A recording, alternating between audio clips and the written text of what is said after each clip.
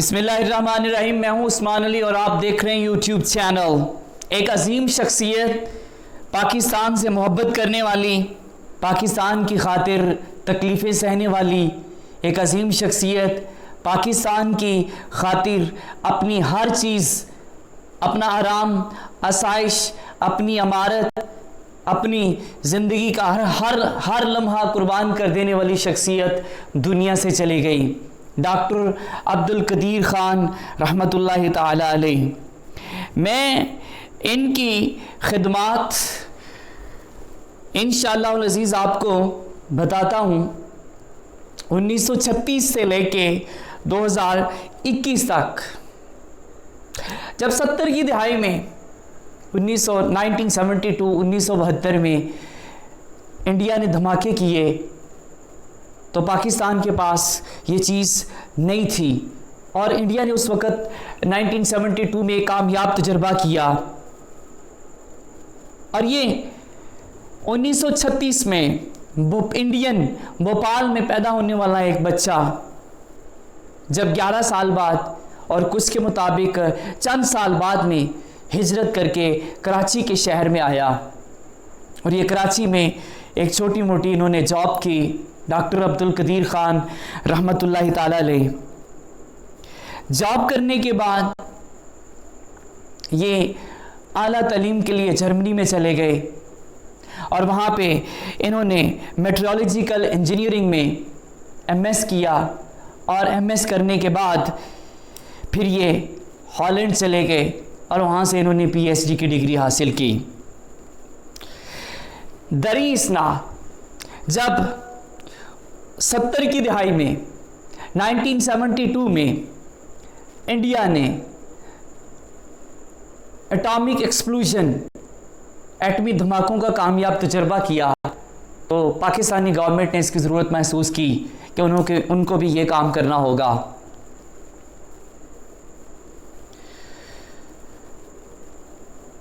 ٹھیک 2 سال بعد ڈاکٹر عبدالقدیر خان رحمۃ اللہ تعالی علیہ، انہوں نے پاکستانی گورنمنٹ کو خط لکھا، بلکہ 2 خطوط لکھے، اور اپنی خدمات پیش کی، اپنے آپ کو پاکستان کی خدمت کے لیے، پاکستان کی حفاظت کے لیے اپنے آپ کو پیش کیا۔ کچھ لوگ کہتے ہیں کہ یہ گورنمنٹ آف پاکستان نے ان سے رابطہ کیا، نہیں، انہوں نے خود گورنمنٹ آف پاکستان سے رابطہ کیا، اور 2 سال بعد انہیں پاکستان آنے کی گورنمنٹ آف پاکستان نے دعوت دی، وہ پاکستان آئے، اور پھر اس پہ کام کرنا شروع کیا، اور president Bhutto, prime minister Bhutto جو اس وقت پرائم منسٹر تھے، انہوں نے ان کو ہر طرح کا پروٹوکول دیا، اور ان کا پروٹوکول بہت زیادہ تھا۔ جب ریڈ ٹیپزم، دفتری طوالت ان کے کام میں آئی، تو ذوالفقار علی بھٹو صاحب نے خود آفیسرز کو بلا کر خود کہا کہ ڈاکٹر قدیر احمد خان رحمۃ اللہ تعالی علیہ آپ کو جو بھی کام کہیں وہ سمجھیں کہ میں بذات خود ایک وزیر اعظم کہہ رہا ہوں۔ اور ان کا پروٹوکول یہ تھا کہ یہ 4 گاڑیاں ان کے ساتھ ہوتی تھی، ایک جیسی 4 گاڑیوں میں یہ چلتے تھے، اور کسی کو علم نہیں ہوتا تھا کہ یہ کس گاڑی میں بیٹھے ہوئے ہیں۔ انہوں نے دن رات محنت کی، اور یہ ایٹمی طاقت، اٹامک پاور بننے میں کامیاب ہو گئے۔ اور یہ جو دھماکے ہیں یہ 1998 میں کیے گئے، لیکن اس سے پہلے جو ڈاکٹر سمر مبارک مند تھے، انہوں نے 1981 یعنی 1980 میں چاگی کے مقام کا دورہ کیا۔ اس کا مطلب یہ تھا کہ پاکستان اس کی تیاری میں جو ہے وہ لگ چکا ہے، پاکستان اس کی تیاری کے بہت قریب پہنچ چکا تھا۔ ڈاکٹر قدیر احمد خان کو بہت سے اعزازات سے بھی نوازا گیا، اور یہ پاکستان کی وہ شخصیت ہیں جنہیں 2 دفعہ نشان امتیاز دیا گیا، اور نشان امتیاز ایک اعلیٰ درجے کا ایک نشان ہوتا ہے۔ اس میں ڈاکٹر صاحب کی زندگی میں جو प्रेसिडेंट मुशर्रफ का, डिक्टेटर का दौर है, ये बड़ा एक क्रिटिकल सा दौर गुजरा है। इनके दौर में, डिक्टेटर मुशर्रफ के दौर में, जब बाहर के बैरूनी ममालिक ने, बैरूनी ताकतों ने इल्ज़ामात लगाया, इंतहाई नाजुक था। जब आलमी ताकतों ने दबाव डाला पाकिस्तान पर इस लिहाज से कि आपने जो यूरेनियम की अफसोदगी है, ये जो टेक्नोलॉजी है आपके पास, आप वो दूसरी कंट्रीज़ को जो है वो ट्रांसफ़र कर रहे हैं, उसमें साउथ कोरिया का नाम आता था, उसमें ईरान का नाम आता था। तो इन्होंने निकलने के लिए, जो मुशर्रफ गवर्नमेंट थी, जो डिक्टेटर था, इसने निकलने के लिए एक राह निकाली कि सारा मुद्दा जो है वो डॉक्टर कदीर ख़ान पे डाल दिया जाए। तो उन्होंने ऐसे ही किया, सारा जो मुद्दा था वो डॉक्टर कदीर अहमद ख़ान पे डाल दिया गया और इनसे ज़बरदस्ती एतराफ़ी बयान लिया गया PTV पर। और 2004 की बात है, डॉक्टर कदीर अहमद ख़ान PTV पर आए और एतराफ़ किया कि ये जो सारा काम है ये एक शख्सी लिहाज से हुआ है, इसमें कंट्री इन्वॉल्व्ड नहीं है। बहुत सारी तहकीकात दूसरे भी साइंसदानों से होती रही। डॉक्टर बशीर अहमद का नाम भी इनमें आता है, जो कि अमेरिकन एम्बेसी में जाया करते थे, उनकी वहाँ पे तफ्तीश होती थी। तो बहरहाल ये है कि ये एक बहुत ही क्रिटिकल दौर था और इनकी शख्सियत के लिए, डॉक्टर कदीर अहमद ख़ान साहब रहमतुल्लाहि ताला अलैह के लिए ये एक बहुत ही नाजुक दौर था। इन्होंने एक शायद सेंसिटिव तबीयत के मालिक हैं, हुसास तबीयत के मालिक हैं, तो इन्होंने उसको दिल पे लिया और उसकी इन्होंने परेशानी ली। और ज़ाहिर है 2004 से लेके फिर ऑनवर्ड ये सारी ज़िंदगी, अपनी ज़िंदगी के आखिरी अयाम तक ये नज़रबंद रहे।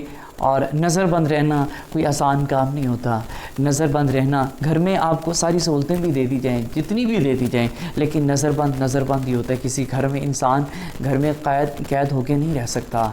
तो बहरहाल ये आखिरी दिनों में ये आखिर में इनको कुछ रिलैक्सेशन भी दी गई, कुछ डील भी दी गई। इन्होंने एक flying hospital, doctor AQ Khan hospital भी बनाया और फिर इन्होंने अपनी सियासी पार्टी बनाई। 111 सीट्स में से सिर्फ एक सीट इस पाकिस्तानी कौम ने उसे दी, तो इससे वो फिर मायूस होकर इन्होंने फिर अपनी पार्टी को ख़ुद ही तहलील कर दिया।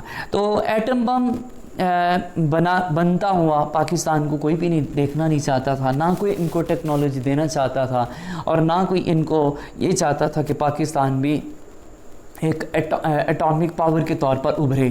तो ये सारी चीज़ें चलती रहीं। पाकिस्तान साथ साथ ये काम भी चल रहा था।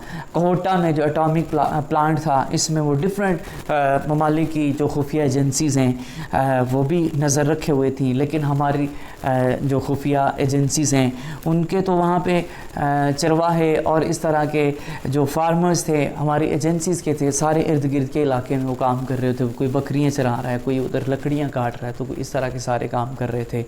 तो चंद एक बार कोशिश की गई खुफिया तरीक़ों से कि इस तक रसाई मुमकिन बनाई जा सके, लेकिन ऐसा नामुमकिन हुआ।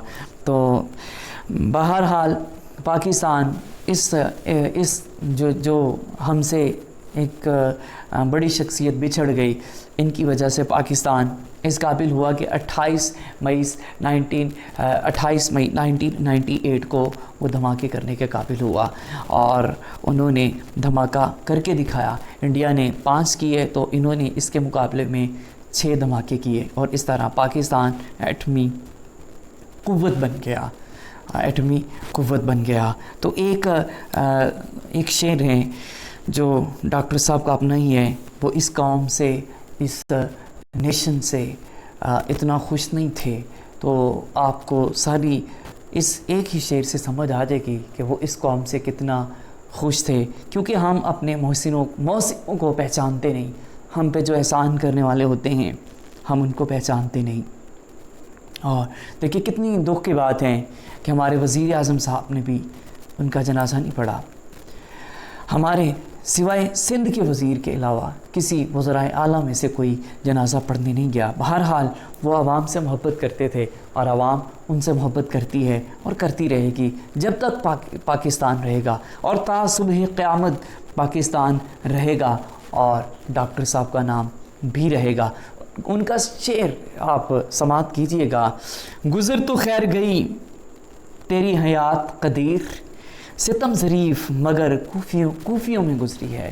وہ اپنی قوم ہے، جو پاکستانی قوم ہے، اس کو کوفی سمجھتے تھے، ان کو کوفی خیال کرتے تھے کہ ایک اتنا بڑا محسن جس کو کوئی پروٹوکول نہیں دیا گیا، جس کے ساتھ قیدیوں والا سلوک کیا گیا۔ اگلی بات میں کرتا ہوں ٹی ایل پی کے بارے میں۔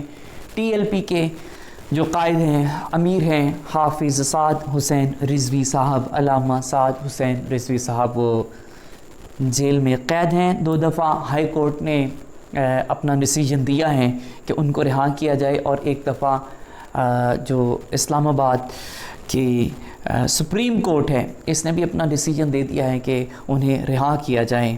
اب اس کے بعد تو کوئی بھی عدالت نہیں بچتی، عدالتوں نے کہہ دیا ہے کہ ان کو رہا کر دیا جائے، لیکن حکومت پتہ نہیں کیوں ان کو رہا نہیں کر رہی۔ میں نے پچھلے دنوں بھی سوالات کیے تھے کہ کیا انہوں نے پاکستان کے خلاف بغاوت کی تھی، کیا حافظ سعد حسین رضوی پر قتل کا مقدمہ درج ہے، کیا وہ کسی ایسے گھنونے جرم میں ملوث ہیں جس سے پاکستان کی سالمیت کو خطرہ لاحق ہو گیا تھا، کیا وہ کسی سمگلنگ کے کیس میں ہیں؟ ہاں، ان کا ایک قصور ضرور ہے کہ وہ ناموس رسالت اور حرمت رسالت پہ بات کرتے ہیں، اور اس پہ وہ بات کرتے بھی رہیں گے، کیونکہ یہ پاکستانیوں کے دلوں کی دھڑکن ہے اور یہ پاکستانیوں کے دلوں کی آواز ہے۔ اور وہ اگر گورنمنٹ وہ انٹرنیشنلی وہ دیکھ رہی تھی اس چیز کو کہ یورپی یونین ہے، وہ ساری ویسٹرن ورلڈ ایک طرف ہے، تو ہم اس پوزیشن میں نہیں کہ اس کے سفیر کو نکالا جائے، تو ان کو رہا تو کیا جائے، ان کو چھوڑ کے ان پہ کچھ اس طرح کی ریسٹرکشنز لگا دی جاتی تو کام چل جاتا، ایسی ریسٹرکشنز لگا دی جاتی جس سے یہ ہے کہ حکومت کے لیے کوئی مشکلات پیدا نہ ہوتی۔ اب اس معاملے کو بڑھا کر اشتعال انگیزی کی طرف لایا جا رہا ہے، تو اس سے خدارہ بچیے، خدارہ اس سے بچ جائیے۔